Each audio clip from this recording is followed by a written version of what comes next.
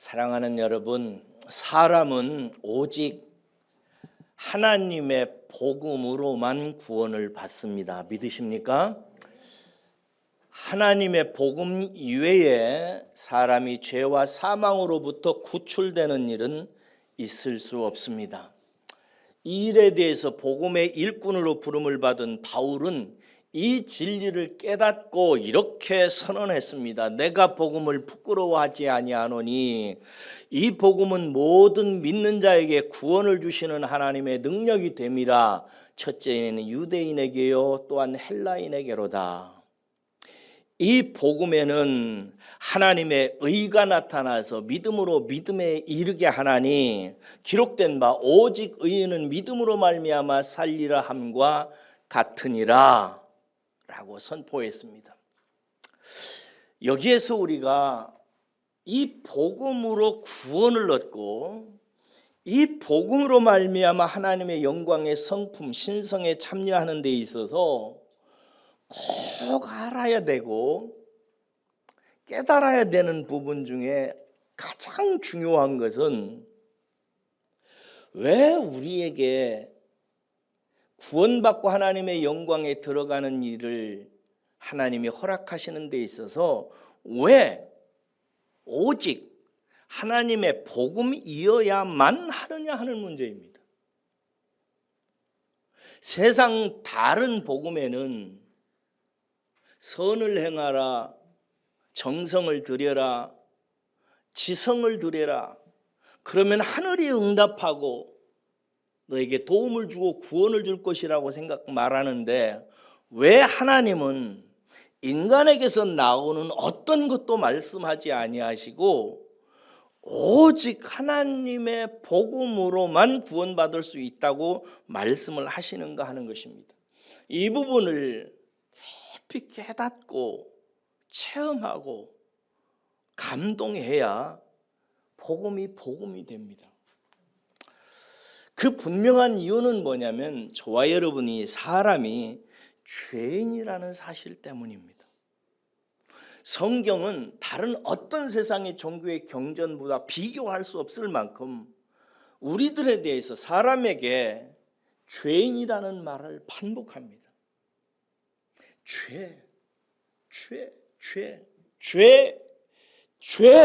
죄를 엄청나게 성경은 강조합니다.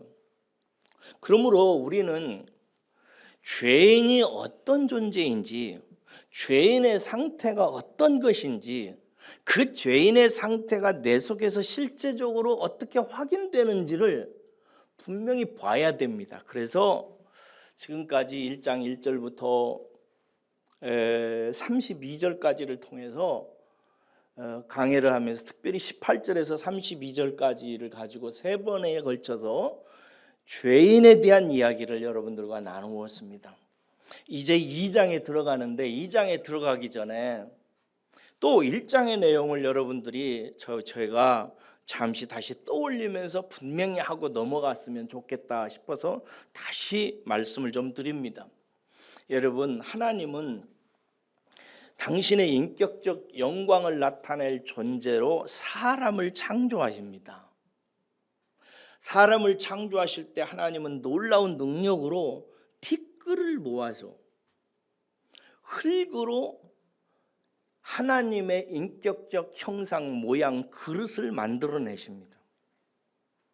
하나님의 형상인 사람으로 하여금 그러므로 하나님은 당신의 인격을 체득하도록 하심으로써 사람이 하나님처럼 생각하고 하나님 좋아하는 것 좋아하고 하나님이 싫어하는 것 싫어해서 하나님이 꼭 이루려고 하는 그 일을 의지를 가지고 할 수 있는 하나님의 인격을 닮은 자로 만들어 가십니다.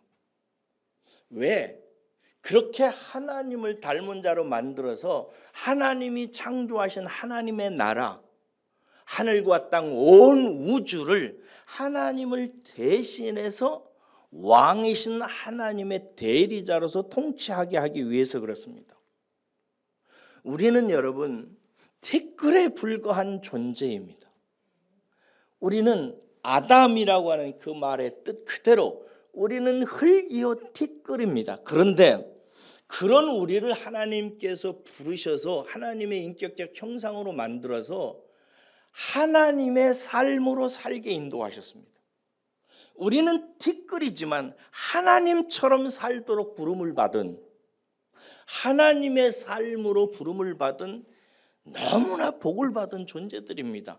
저는 이 진리를 여러분들이 마음에 깊이 묵상해서 내가 얼마나 하나님의 복된 존재로 지음을 받아서 이 세상에 나왔는지를 늘 기억하고 감사하고 기뻐하시기를 우리 주 예수님의 이름으로 축복합니다. 그러셔야 됩니다. 그러므로 이제 사람에게 있어서 숙제는 뭐냐? 하나님의 삶을 살기 위해서, 하나님의 대리 통치자로서 살기 위해서 우리의 인격이 하나님의 인격으로 변화되어져 가는 데 있는 것입니다. 그것이 사람의 운명이에요. 이것을 위해서 하나님께서 우리의 관계에서 세 가지를 중요하게 세우셨다고 그랬어요. 하나는 하나님께서 자연 만물과 당신의 계시를 통해서 우리로 하여금 하나님이 어떤 분이신지를 알려주신다고 그랬어요. 계속해서 하나님은 알려주십니다. 온 세상은 그러므로 하나님으로 가득 차 있는 것입니다.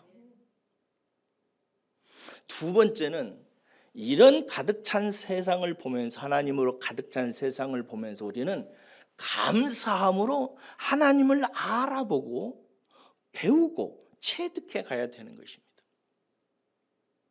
이 일을 위해서 반드시 지켜져야 되는 것인데 하나님과 우리 사이의 관계입니다.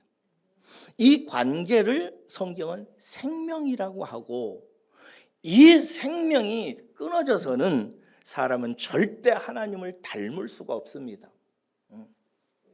그러나 불행하게도 사람은 하나님과의 관계를 끊어버립니다. 선악과를 따먹은 아담으로부터 발생된 이 죽음은 우리와 하나님 사이를 완전히 끊어놔 버렸습니다.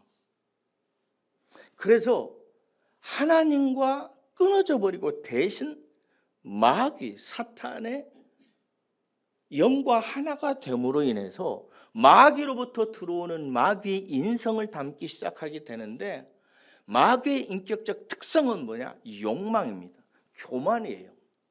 하나님처럼 높아져서 하나님이 가진 모든 것을 독차지하려고 하는 욕망을 가지고 있는 이 마귀 사탄의 인격적 특성을 받아들이기 시작해서 모든 인생이 다 욕망을 쫓아 행하기 시작합니다.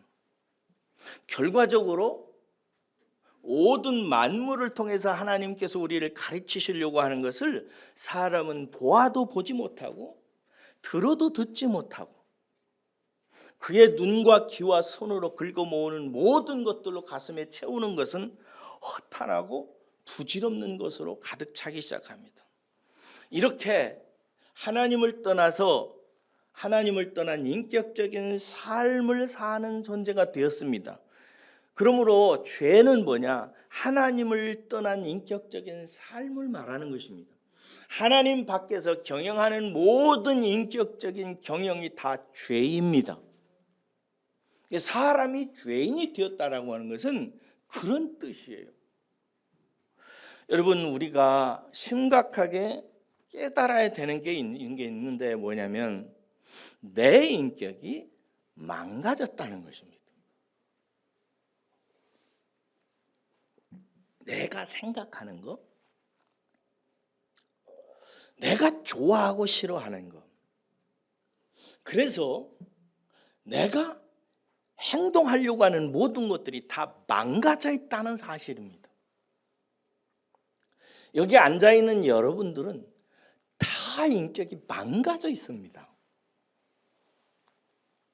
여러분들이 생각하는 것, 여러분들이 좋아하는 것, 여러분들이 행하고 얻으려고 하는 모든 것들이 하나님과 상관없이 경영되어지는 것들입니다.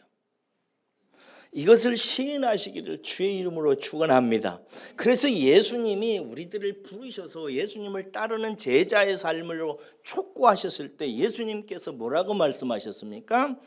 너 자신을 부인하고 십자가를 지고 나를 따라라. 이것을 실감하지 못하는 성도는 복음을 깊이 있게 보지를 못합니다. 복음 속에는 하나님의 의를 어떤 사람은 경륜을 하고 엄청난 큰 은혜로 받아들이는데 어떤 사람은 그냥 표피적으로 받아들여요. 그래서 구원을 얻었는지 안 얻었는지도 모르고 그의 삶에 변화가 있는지 없는지도 자기 스스로도 느끼지 못하고 그냥 그렇게 신앙생활해요. 왜 그러냐? 가장 큰 이유는 뭐냐면 내가 얼마나 망가졌는지를 모르는 거예요. 죄인을 깨닫지를 못한 거예요. 그래서 우리를 부르신 하나님은 어떻게 해서든지 하나님은 우리가 죄인임을 일깨워 주셔야만 해요.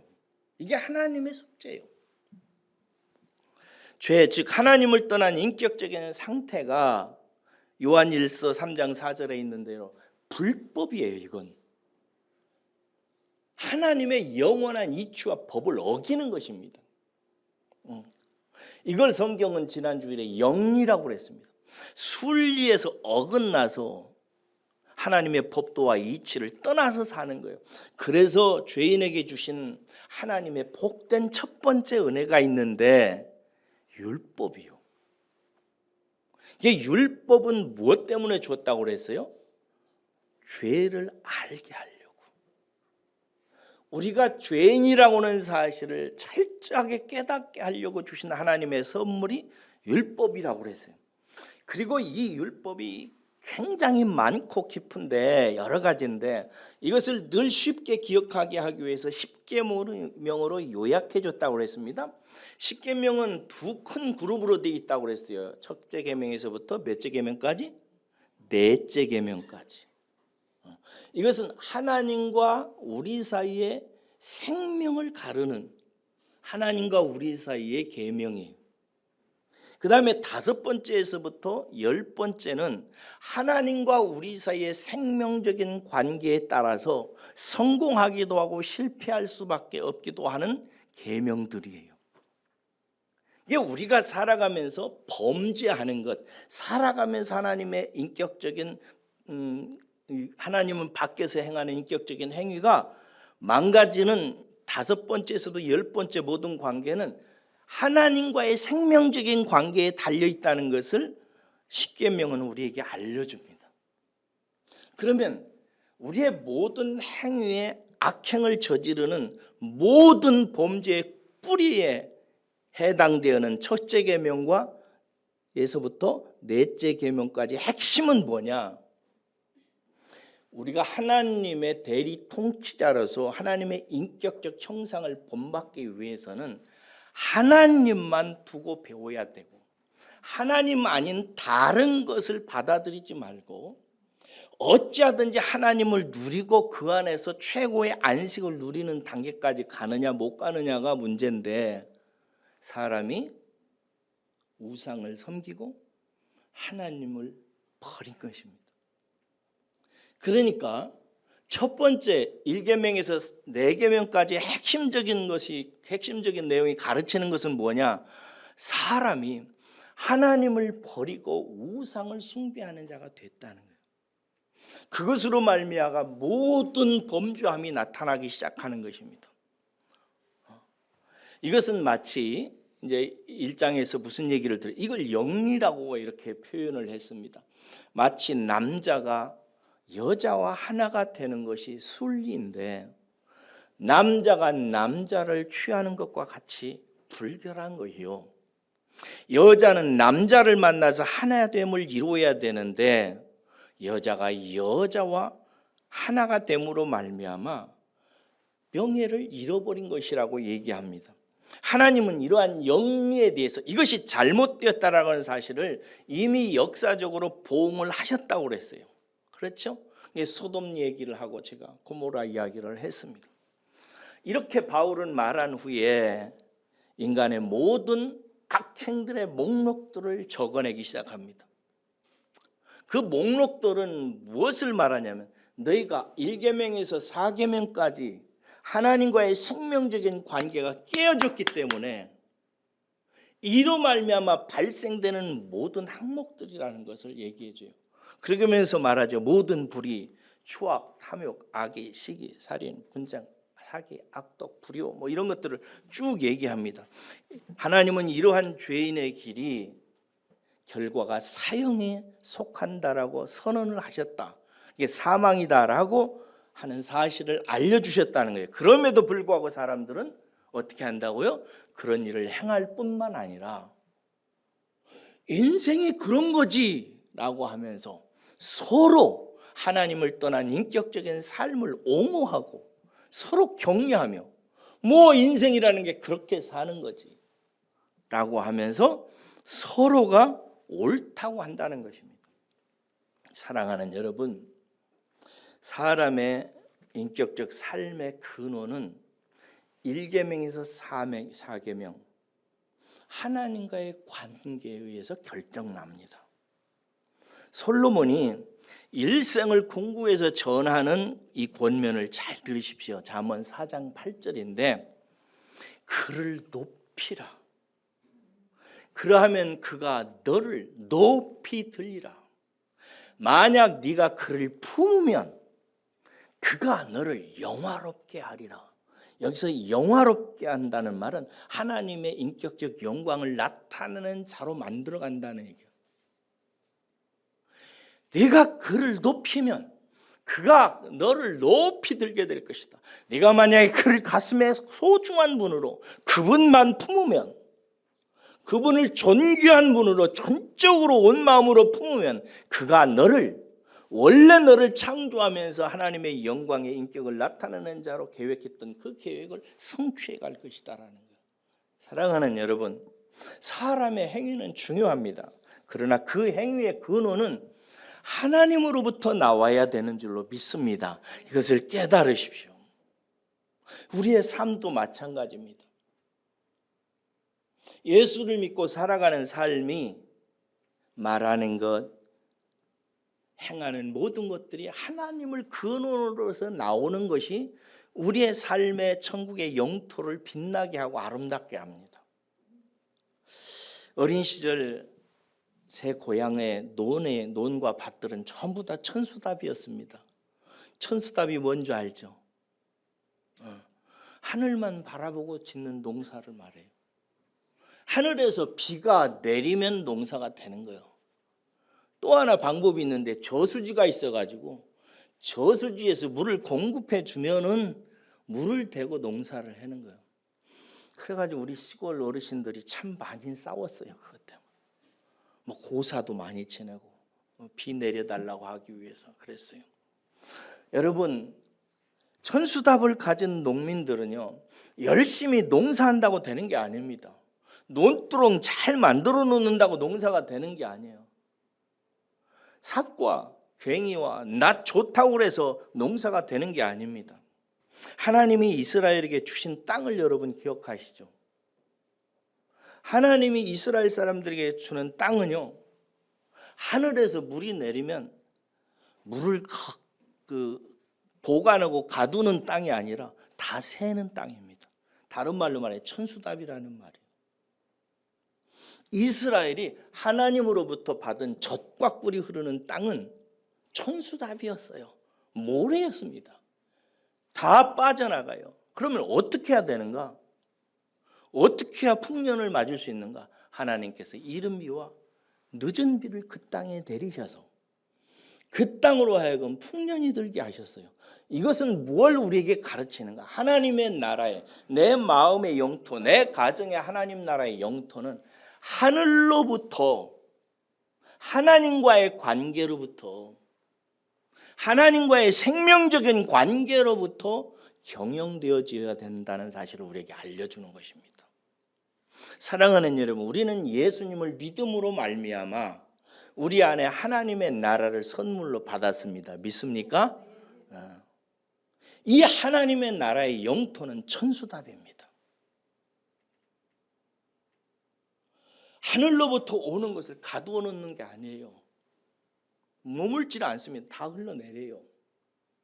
그런데 하나님께서 어떻게 젖과 꿀이 흐르도록 만드느냐? 하늘문을 여세요. 이른 비와 늦은 비로 때에 맞춰서 하나님께서 은혜를 허락해 주신다 이 말이에요. 그것이 우리의 땅 영토를 평화롭게 하고 풍요롭게 만듭니다. 이것을 깨달으시기를 주의 이름으로 축복합니다. 하나님 나라에 초대된 우리는 우리의 삶의 땅의 특징을 잘 이해해야 됩니다. 그래서 첫째 계명과 넷째 계명을 많이 묵상하셔서 넷째 계명에 이르르셔야 돼요. 하나님과의 관계를 통해서 안식에 이르르셔야 됩니다. 샬롬이 내 마음에 자리 잡아야 돼요. 이것이 우리의 인생을 빛나게 합니다. 하나님을 마음에 품고 하나님을 섬기고, 섬긴다는 말은 가장 중요한 가치로 여긴다는 말. 섬기고 그러므로 말미암아 내 안에 부어지는 안식을 누리시는 분들 되시기를 주의 이름으로 축원합니다. 이게 비결이에요. 그런데 사람이 이 길을 떠나버리고 자기 마음대로 자기 인격을 경영하는 사람이 되었으니 이것을 성경은 불법이라고 하고 저와 여러분들은 모두 다 죄인이라고 선언하고 있는 것입니다. 우리는 아주 하나님 없이 자기 인생을 경영하는데 도사들입니다. 아주 익숙해요. 이 일에 대해서. 아주 체질에 맞아요. 우리는. 이걸 깨달으시기를.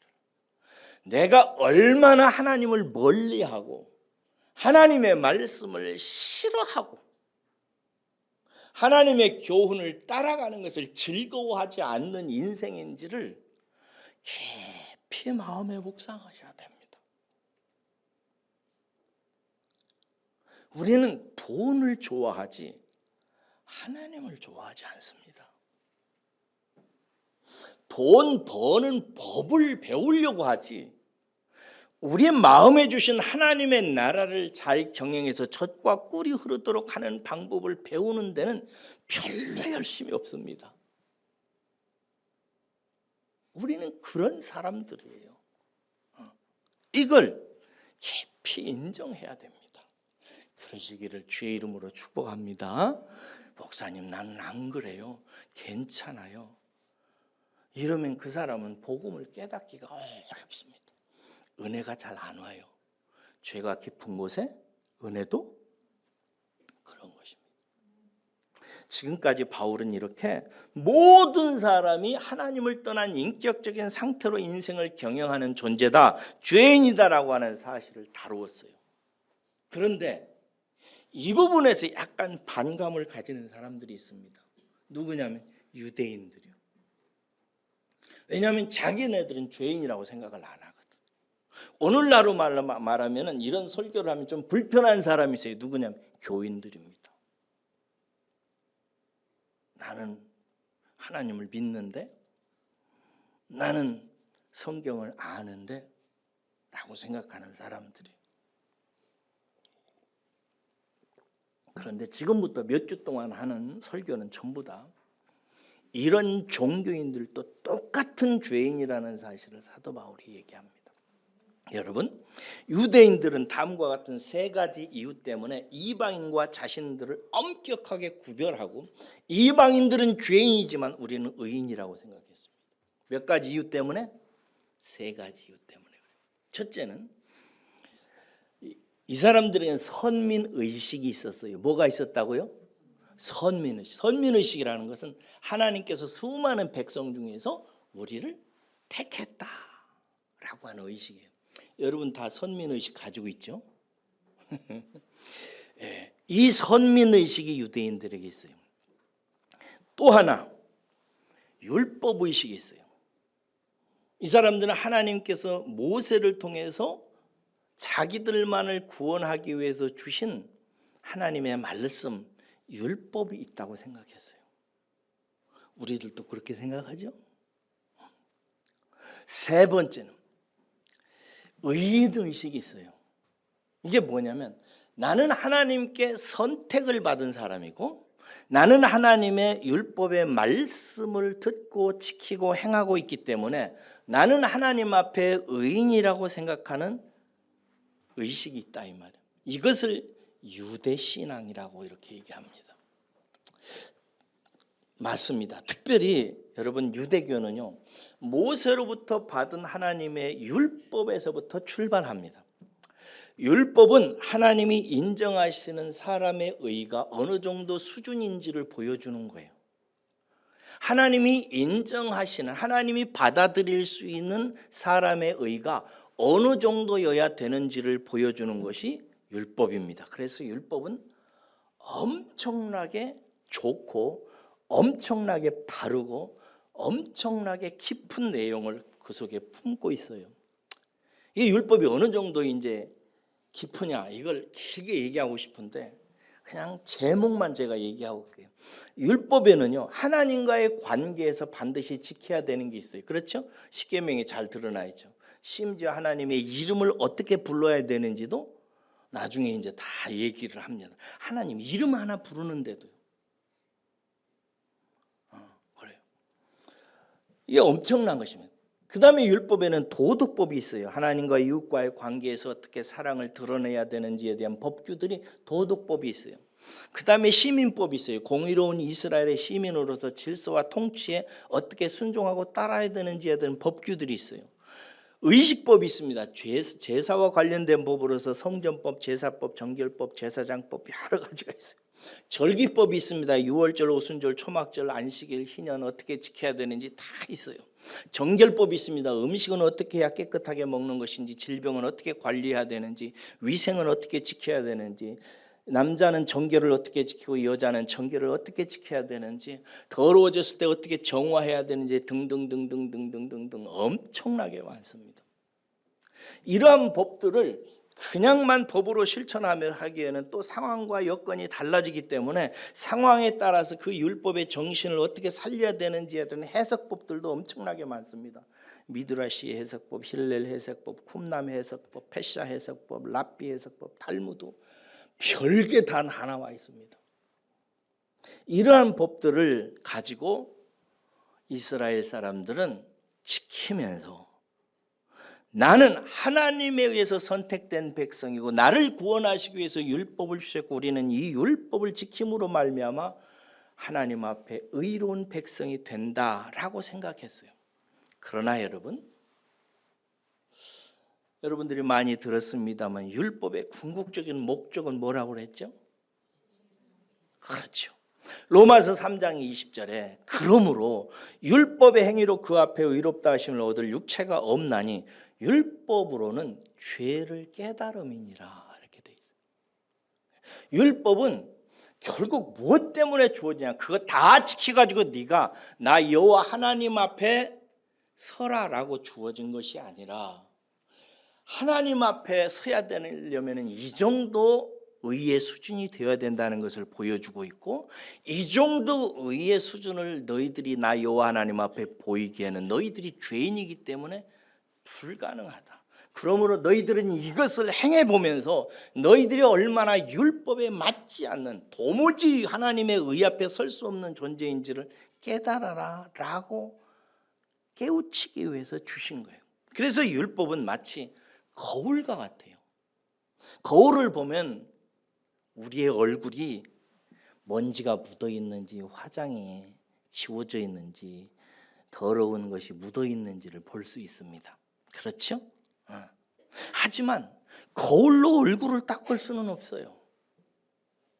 거울은 그냥 우리의 상태를 보여주는 거라고. 율법도 이와 비슷합니다. 율법은 우리의 죄, 즉 하나님을 떠난 인격적인 삶이 얼마나 망가져 있는지를 우리에게 보여주시기 위해서 준 거예요. 이해하시겠죠? 율법은 온도계, 체온계와 같습니다. 체온계는 우리의 열이 얼마나 높은지 낮은지를 알려주지만 열 자체를 관리해주는 기능은 없습니다. 마치 율법은 우리가 영적으로 얼마나 아픈지를 얼마나 망가져 있는지를 보여주는 것이지 그것으로 우리를 열을 내리게 하거나 높여주거나 우리 자신을 고치는 것은 될 수가 없습니다. 그런데 유대인들은요, 거울로 얼굴을 닦으려고 하는 어리석은 사람처럼, 체온계로 열을 조절하려고 하는 사람처럼 행동하기 시작합니다.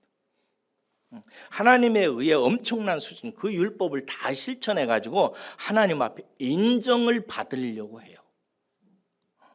그러므로 그들이 생각하는, 나는 의롭다, 세 번째 의식, 의인이라는 의식이 있다고 그랬죠. 나는 의롭다라고 하는 그 의가 있다면 그것은 율법을 내가 실천했다라고 하는 의예요. 그들은 이 자기 의를 가지고, 내가 하나님의 율법을 실천했다고 하는 이 의를 가지고 하나님 앞에 나가서 그 보응으로 인정을 받고 복을 받으려고 했어요. 이해하시겠어요? 그렇게 했다고요. 이것을 율법 신앙이라고 하고요. 이것을 그냥 인류 보편적인 용어로 설명한다면 이것을 종교라고 얘기를 합니다. 종교란 뭔가 아주 쉽게 얘기하면 뭐냐면 자기의 의로, 자기 착함, 선행, 도덕적인 깨끗함, 이런 것을 가지고 자기가 원하는 이상적인 것을 추구하려고 하는, 그게 천국이면 천국 가려고 그러고, 그게 복을 받는 것이면 복을 받으려고 하는 것이고, 자기가 원하는 것을 얻으려고 하는 거예요. 무엇으로? 자기의 의로 하는 거예요. 모든 종교는 이렇게 자기 의를 쌓게 만들고 자기 의를 확인할 수 있게 하는 율법을 다 가지고 있습니다. 몇 가지만 예를 들어볼게요. 불교에는 5계가 있습니다. 5가지 계명이에요. 이거 외에도 엄청나게 많습니다. 첫째, 살생 하지 말라, 도둑질 하지 말라, 음행, 거짓말, 술이나 마약 먹지 말라. 이게 5계예요. 이슬람에는 샤리아법이 있는데 매일 신앙을 고백해야 되고요, 매일 5번 예배해야 되고요, 라마단 때마다 금식해야 되고요, 성지를 순례해야 됩니다. 힌두교에서는 다르마라고 하는 규칙이 있는데요, 거짓말하면 안 되고요, 폭력 행사하면 안 되고요, 의무를 이행해야 되고요, 끊임없이 수양에 참여해야 됩니다.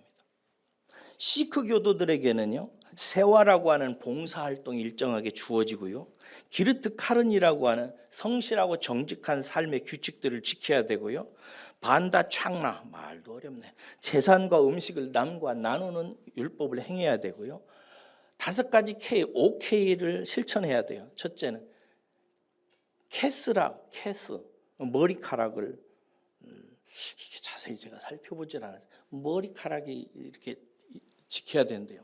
칸카라고 하는 빗을 늘 소지하고 있어야 돼요. 깨끗이 빗어야 되기 때문에요. 카라라고 하는 팔찌를 찧어야 되고요, 키르판이라고 하는 칼을 소지하고 있어야 되고요, 카치아라라고 하는 속옷을 늘 갖추고 있어야 된답니다. 그들은 이런 것들을 이렇게 규율을 정해놓고 이것을 행하면 나는 의롭다 생각하는 거예요. 이 의를 가지고 그들이 원하고 소원하는 것을 추구하고 얻으려고 하는 것입니다. 문제는요, 이 말을 잘 들어야 돼요.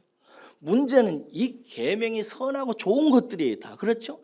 뭐 어느 종교라고 나쁜 짓 하라는 데가 있어요? 다 좋은 것들이에요. 문제는 이 계명이 정작 사람을 죽인다는 것입니다. 무슨 말인가? 이 모든 것들은 좋은 것이어서 이것을 잘 지키면 내 의가 증명되어지지요. 나는 의롭다. 그리고 나의 신에게 인정받을 수 있다. 나는 복을 받을 자격이 있다라고 말할 수 있죠. 그런데 문제는 이것이 선한 줄을 알면서 행하지 못하면 나는 불의한 자로 판정된다는 사실입니다. 이게 문제예요. 세상의 규례와 율례도 결코 다 행할 수가 없어서 결국 그 율례 앞에 사람은 나는 불의한 자라고 하는 사실을 증명하는데, 여러분, 하나님이 주신 율법, 하나님의 율법은 다른 세상 규율과 비교가 안 돼요. 엄청나게 엄격하고 완벽합니다. 하나님의 의의 수준을 보여주는 거니까. 그러니 하나님께서 인정하시는 수준을 사람이 채울 수가 없기 때문에 결국 율법은 선한 것인데 이 율법으로 나의 의를 증명하려고 하면 할수록 우리는 죄인이 된다는 사실이 무서운 거예요. 이해하시겠어요? 그래서 하나님께서 우리에게 율법을 주실 때는 그 율법을 자꾸 행하게 하시는 거예요. 너 왜 어겼어? 벌 받아. 너 또 오겠네? 이번 벌 받아. 하면서 하나님은 자꾸 율법을 행하게 하세요. 그 이유는 뭐냐면 율법을 행하면 행할수록 율법을 주시는 하나님의 목적이 성취되는 거예요. 뭐예요? 아, 나는 죄인이구나. 자꾸 더 율법을 행하려고 하면 할수록 나의 죄됨만 더 드러나는 거예요. 비유컨대 이런 것입니다. 율법으로 의롭게 되려고 하는 모든 종교는 더러운 걸레로 유리창을 깨끗이 청소하려고 하는 어리석은 아이와 같습니다. 선생님이 아이들에게 유리창 먼지 하나도 없이 깨끗이 닦으라고 했습니다. 그런데 이 아이들의 손에는 더러운 걸레뿐입니다. 열심히 유리창을 닦지요. 착합니다. 성실해요. 이뻐 보입니다. 그러나 이 아이가 더러운 걸레로 유리창을 닦으면 닦을수록 이 아이가 발견하는 게 있습니다. 유리창을 깨끗이 닦는 것이 불가능하다는 사실을. 종교는 마치 폐병 환자가 히말라야 산을 오르려는 것과 같습니다. 폐병 환자도 어느 정도 히말라야 산을 올라갈 수 있습니다. 그러나 산소가 부족한 지역에 올라가면 폐병 환자는 살 수가 없습니다. 노력을 하면 할수록 이 사람에게서 발견되어지는 것은 오를 수 없는 자신에 대한 발견뿐입니다. 율법이 들어온 것은 로마서 5장 20절에 뭐라고 되냐면 율법이 들어온 것은 범죄를 더하게 하려 합니다. 이것이 율법의 목적이에요. 저는 그래서 모든 종교인들을 한편으로는 존경합니다. 제가 왜 스님들을 존경한다고 하잖아요. 존경합니다. 그러나 불쌍합니다. 여러분, 이런 면에서 기독교는 종교가 아닙니다. 세상에서는 3대 종교 안에 기독교를 넣고 4대 종교 안에 기독교를 넣습니다만 지금부터 여러분들은 기독교를 종교라고 하면 안 됩니다. 기독교는 생명입니다. 이게 무슨 뜻인가? 기독교는 끊어진 생명적인 하나님과의 관계를 회복해서 하나님이 경영하라고 하는 모든 세상의 법과 이치를 수행할 수 있도록 만드는 것이 기독교입니다. 이 생명이 들어오면 예수 그리스도를 통해서 나타난 하나님의 의가 역사하기 시작해서 복음에는 하나님의 의가 있어서 이 하나님의 의를 믿음으로 말미암아 믿음에 이르게 해서 하나님의 율례를 지켜 행하게 할 능력을 갖게 하는 것입니다. 로마서 8장 3절에 이런 말씀이 있습니다. 육신이 육신으로 말미암아 연약하여 할 수 없는 그것을 하나님은 하시나니. 이게 하나님이 하시는 방법은 뭐냐? 우리에게 율례와 율법을 주셔서 그것을 우리의 의로운 행위로 감당하게 하시려고 하는 게 아니에요. 이건 기독교가 아닙니다. 만약에 어떤 설교자가 이런 설교를 한다면 불법을 행하는 자입니다. 기독교는 생명을 전하는 거예요. 기독교는 예수를 통해서 만든 하나님의 생명을 전하는 것입니다. 그래서 예수 그리스도를 믿음으로 말미암아 하나님과의 관계가 생명이 새롭게 열리는 것입니다. 그래서 첫째 계명, 둘째 계명, 셋째 계명, 넷째 계명을 통해서 하나님과의 관계 속에서 완벽한 안식을 누리게 만들어요. 쉼을 얻게 합니다. 자유를 얻게 해요. 할렐루야를 외치게 합니다. 왜? 하나님과의 관계를 통해서 5개에서 10개로 간추려 놓은 사랑과의 관계, 인생살이가 하나님 앞에 의롭게 드려질 수 있는 길이 열리기 때문에 그런 것입니다. 그러므로 사랑하는 여러분, 신자는 어디로 가야 되는가? 하나님과의 관계로 가야 됩니다. 이것을 던져버리고 다른 것으로 하나님 앞에 의롭다함을 인정을 받아서 복을 얻거나 영생을 얻거나 무엇을 얻으려고 하는 것은 다 종교인들이에요. 이건 유대 종교에 빠지는 것입니다. 이런 성도들을 향해서 갈라디아서 5장 4절에서 이렇게 말합니다. 바울이 율법 안에서 의롭다함을 얻으려 하는 너희는 그리스도에게서 끊어지고 은혜에서 떨어진 자로다, 이렇게 얘기합니다.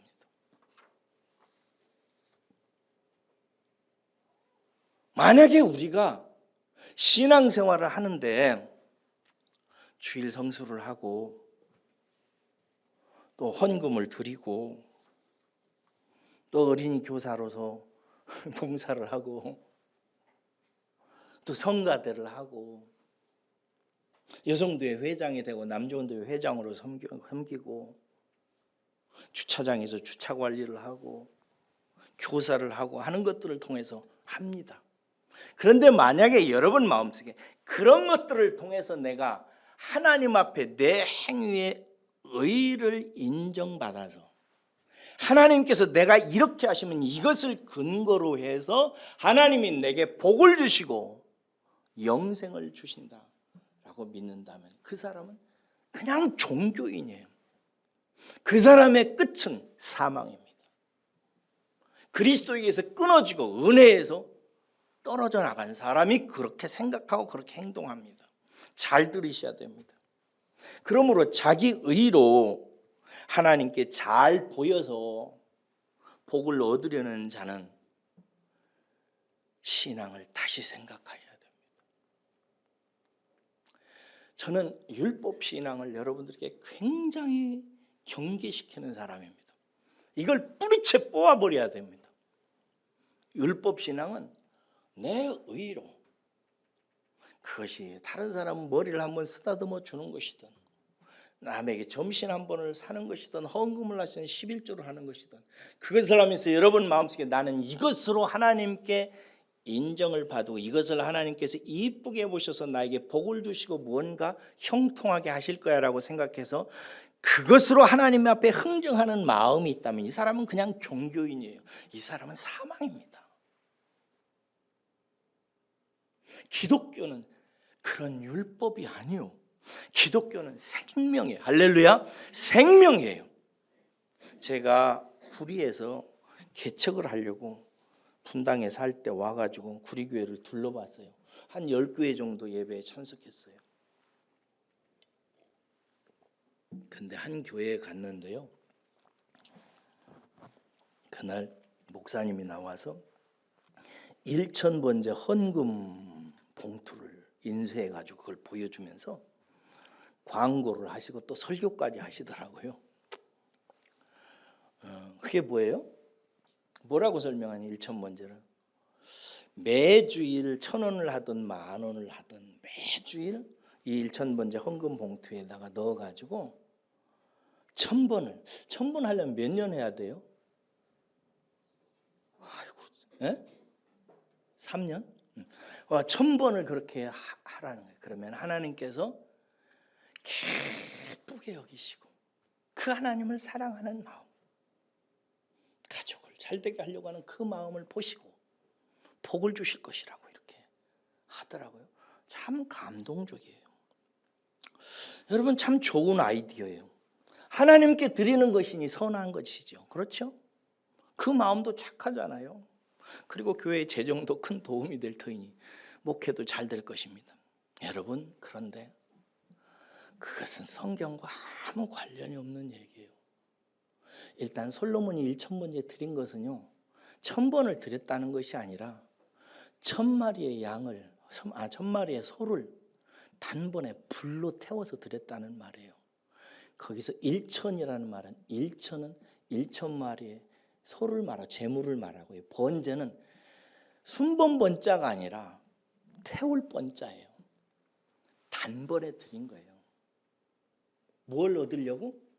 하나님 나는 지혜가 없으니 지혜를 달라고 하는 율법신앙에서 나온 것입니다. 여러분 오늘날도 이런 식으로 하나님을 설득하고 하나님을 감동시키고 하나님의 마음을 녹이고 하나님을 굳은 마음을 녹여가지고 어떻게 해서든지 축복을 발라내려고 하는 성도들이 있어요. 기억하십시오. 예수를 믿는 우리는, 여러분 기억하세요? 예수를 믿는 우리는 이미 의롭다 인정을 받았습니다. 우리가 하나님 앞에 무언가 보여주어서 내 의를 증명할 의인은 하나도 없어요. 모든 의인은 예수 그리스도의 십자가와 부활을 통해서 우리에게 다 부어졌습니다. 할렐루야. 우리가 새삼스럽게 하나님 앞에 잘 보일 게 없어요. 하나님 앞에 인정받을 의의가 없어요. 제가 바울이 자기가 전한 복음을 설명하는데 이렇게 전하는, 들어보세요. 사도행전 13장 39절에 사람들에게 이렇게 복음을 전합니다.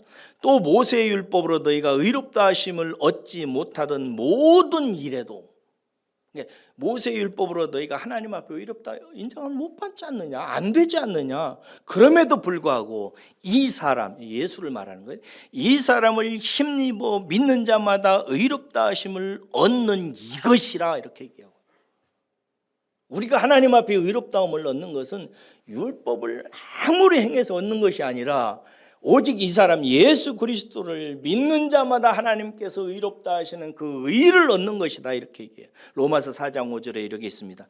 이 일을 아니할지라도, 성가대도 안 하고 헌금도 안 하고 청소도 안 하고 아무것도 안 할지라도 경건하지 아니한 자를 의롭다 하시는 이를 믿는 자에게는 그의 믿음을 의로 여기시나니. 하나님 앞에 인정을 받는, 의롭다 하는 것은 내 행위로 되어지는 것은 하나도 없어요. 오직 믿음으로 의롭다함을 얻습니다. 할렐루야. 다른 것을 전하는 자는 저주를 받을지어다. 저주를 받아야 돼요. 사도 바울이 한 소리예요. 존 스타트라고 하는 유명한 신학자예요. 설교자가 있습니다. 이분이 이렇게 얘기했습니다. 어떤 목회자가 복음으로 말미암아 얻게 되는 구원을 설명했을 때 그 설명을 다 듣고 난 성도가 이렇게 말하면 그 사람은 설교를 완벽하게 한 것이다. 어떻게 말하는가? 성도가, 목사님, 그러면 나 아무것도 할 거 없어요? 이렇게 말했다면 그 목회자는 하나님의 은혜의 복음을 완벽하게 설교하는 것이다 라고 얘기합니다. 여러분, 아무것도 할 거 없습니다. 할렐루야. 다 이루셨습니다. 예수님께서 테텔레스 다 하셨습니다. 다 이루셨습니다. 이렇게 이루신 첫째 계명과 넷째 계명의 생명의 가치를, 하나님의 소중함, 하나님과의 관계를 이제 여러분들이 얼마나 깨닫느냐에 따라서 여러분들의 일반 삶에 하나님의 의가, 공의가 하늘로부터 내려와서 넘치기 시작하는 것입니다. 그래서 누가 의롭게 사는가? 누가 헌금을 잘하는가? 누가 교사를 잘하는가? 누가 교회 청소를 잘하는가? 누가 전도를 하는가? 거기에 결정권은 어디냐? 생명의 관계를 누가 잘 지키느냐, 여기에 달려 있습니다. 그것은 은혜의 결과지 율법이 아닙니다. 이 차이를 깨달으시기 바라요. 여러분, 우리 모두 다, 우리 교인들은 종교의 옷을 벗어버리십시다. 그 누더기 옷, 언제는 잘하고 언제는 잘못해가지고 여기저기 찢어져 있는 거 누더기 옷 걸치고 하나님 앞에 나가서 어쩌면 좋냐고 부담 갖고 괴로워하는 삶 다 내려놓으시기를 바랍니다. 주일날 나올 때마다 누더기 옷 입고 나오지 마세요. 예수 그리스도를 통해서 준비된 하나님의 하얀 의의 옷을 입고 나오세요. 그리고 기도할 때 늘 그냥 용서해 주세요, 잘못했어요, 너무 이러지 마세요. 다 용서하셨어요. 예수의 이름으로 우리는 다 용서받았어요. 그리고 이제 앞으로는 더 생명 가운데 나아가시기를 주의 이름으로 축원합니다. 기도하겠습니다.